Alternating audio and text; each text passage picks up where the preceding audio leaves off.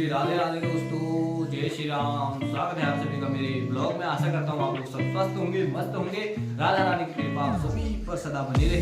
तो करते हैं हम एक नए दिन की शुरुआत एक नए ब्लॉग के साथ। तो आइए शुरुआत करते हैं मीठी सी बांसुरी की धुन के साथ। तो बोलो श्री राधे राधे।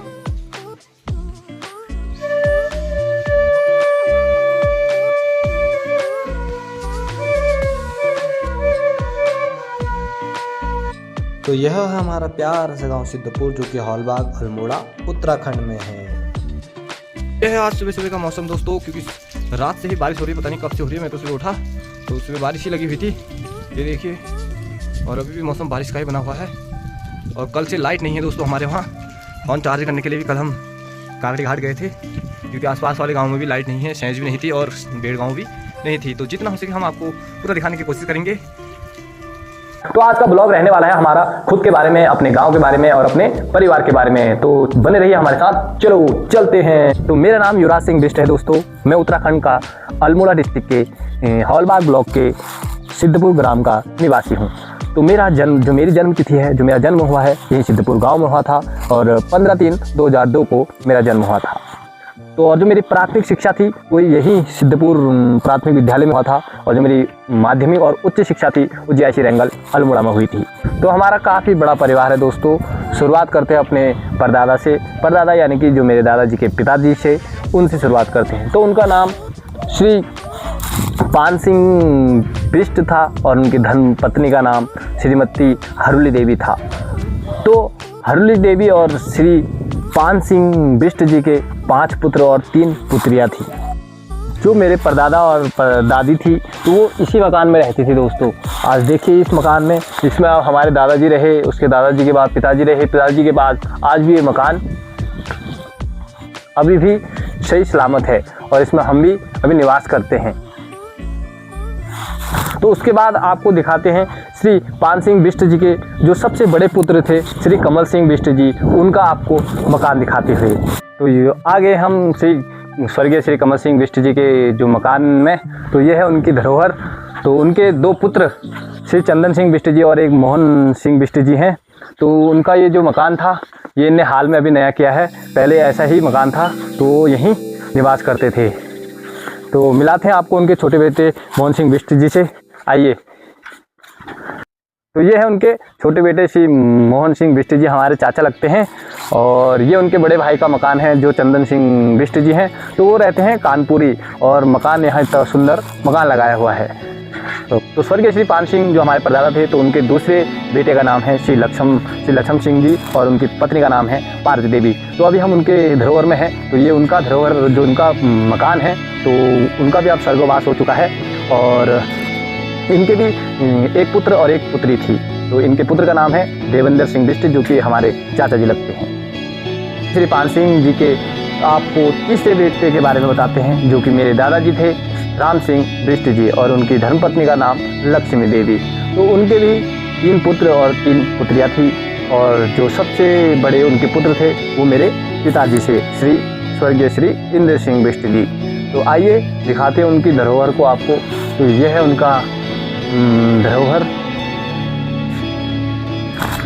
तो उसके बाद हम श्री पान सिंह जी, स्वर्गीय श्री पान सिंह जी के चौथे बेटे का आपको मकान दिखाते हैं। तो ये है, इनका चौथे बेटे का नाम था श्री पूरन सिंह बिष्ट जी। तो ये बचपन से ही कानपुर है दोस्तों, और अपने इनके भी 3 पुत्र हैं, और तीनों पुत्रों की सरकारी जॉब है दोस्तों। और इस मकान में अभी फिलहाल जो इस मकान में रहते हैं वो हमारे प्रताप चाचा हैं, जो कि कुमान गाँव के विद्यालय में अध्यापक हैं। दादाजी के जो 5वें पुत्र थे श्री जोधा सिंह बिष्ट जी, इनका हाल ही में अभी स्वर्गवास हुआ है। और ये है उनका मकान, और इनका हल्द्वानी में भी मकान है, और इन्होंने भी अपनी नौकरी पेशा वहीं कानपुर से ही की है। तो इनके भी 2 पुत्र और 2 पुत्रियाँ हैं दोस्तों। साथ में स्वर्गीय श्री पान सिंह जी की, यानी कि मेरे दादाजी की 3 बहनें भी थी, जिनका ससुराल एक का चापर था जो सबसे बड़ी वाली थी, उसके बाद एक का बेड़गांव में था, और तीसरी वाली जो हमारी दादी थी वो है मनसा गाँव में। तो अब होती है मेरे जीवन की यहाँ से असली कहानी दोस्तों। तो मेरे दादाजी का नाम श्री राम सिंह बिष्ट जी, और मेरी दादी का नाम श्री लक्ष्मी देवी जी। तो दादाजी के 3 पुत्र और 3 पुत्रियाँ थीं। तो सबसे बड़े पुत्र मेरे पिताजी ही थे। तो मेरे पिताजी मेरे 2 महीने की आयु में ही हम सबको छोड़कर चले गए दोस्तों। सारा परिवार मानो सदमे में और पूरा परिवार बिखर गया। मानो मेरी माँ की पूरी दुनिया ही खत्म सी हो गई और कई महीनों तक माँ सदमे में रही। पूरा परिवार शोक में रहा कई महीनों और मेरी माँ ने फिर धीरे धीरे हिम्मत बांधी और अपने सर जिम्मेदारी उठाई दोस्तों। और दादा दादी का प्यार हमारे लिए मानो हमारे लिए एक नया जीवन सा था। तो उस टाइम पर सारा घर का खर्चा दादाजी के कंधों पर चला गया और मेरे पिताजी घर के सबसे बड़े बेटे थे और उनके 2 भाई यानी कि मेरे 2 चाचा थे और मेरे पिताजी घर के सबसे बड़े बेटे थे और उनके 2 भाई थे और 3 उनकी बहनें थी। धीरे धीरे समय बीतते गया और फिर में एक बार फिर से मातम छा गया। मेरे दादाजी हम सबको भी छोड़कर इस दुनिया से चले गए। मानो फिर घर में एक विस्फोट सा हुआ और सारी दुनिया बिखरने सी लग गई। तो धीरे धीरे समय बीतता गया, परिवार अलग हो गए दादाजी के गुजर जाने के बाद। तो हमारा परिवार मेरी माँ और मेरे 3 बड़े भाई और एक छोटा सा मकान जिसकी छत बारिश के पानी से टपकते हुए परिवार का पालन पोषण दिन पर दिन कठिन होता जा रहा था। तो मैंने एक छोटा सा कार्य किया, स्कूल में स्कूली बच्चों के लिए भोजन बनाने का कार्य शुरू किया। तो माता का स्थान पाया और उसी आमदनी से घर का खर्चा निकलता था। तो बड़े भाई की भी पढ़ाई पूरी होने के बाद दिल्ली शहर को चला गया। अब बारी थी घर की जिम्मेदारी बड़े भाई के कंधों पर।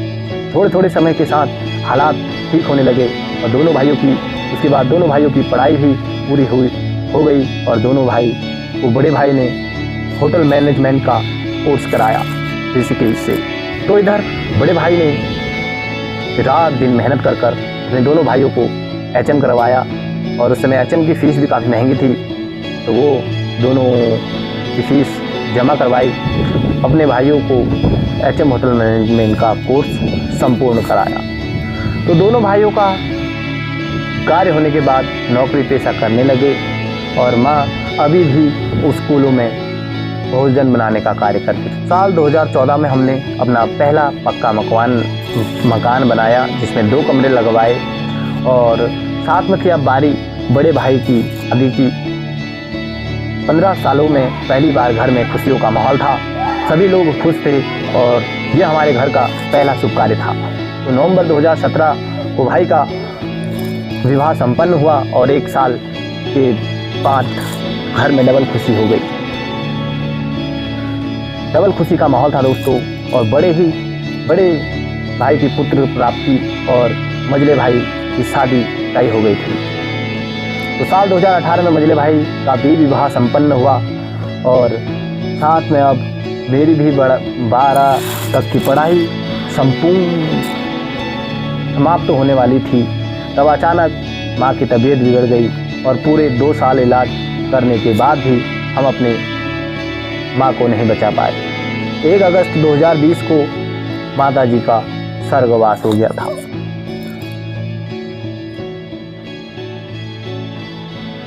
तो हमारे घर ही नहीं पूरी दुनिया ऐसा लगा उजड़ गई है और अब पढ़ाई पूरी होने के बाद भी हमने भी कई कार्य किए, नौकरी पेशा करने गए। तो इधर भाई ने फिर दूसरा उसके ऊपर डबल लेंटर का मकान था वो बनवाया और शुरू कर दिया था। साल 2021 में फिर एक और नया मकान का निर्माण कराया गया। लेकिन माँ की जो याद थी वो बार बार बताती रही और एक भी दिन ऐसा ना हो जिस दिन हमने अपनी माँ को याद ना किया हो। धीरे धीरे समय बीता गया और नया मकान का गृह प्रवेश हुआ और भाई की शादी का प्रोग्राम भी बना। तो 9 जून 2023 को भाई का विवाह भी संपन्न हो गया और मानो खुशियाँ भी सारी फीकी सी लगने लगी। तो भगवान का खेल ही निराला है दोस्तों। भगवान ने मुझसे मेरी एक माता पिता को छीना, लेकिन बदले में 3 भाइयों के रूप में 3 पिता दिए और 3 भाभियों के रूप में 3 माताएं दी। तो हमें भगवान के विरुद्ध कभी भी अपनी गलत विचारधारणा नहीं करनी चाहिए। बात आती है अब हमारी, तो यह संसार सभी को एक दिन छोड़ना है। तो एक दिन किसी न किसी को, कभी किसी को आगे तो कभी किसी को पीछे, तो छोड़ना ही है। तो अच्छे कर्म करते रहो और दूसरों को जितना हो सके सुख पहुँचाओ और बिना स्वार्थ के कर्म करो। तो श्री राधे राधे। तो आज की ये थी हमारे अपने खुद के बारे में कहानी।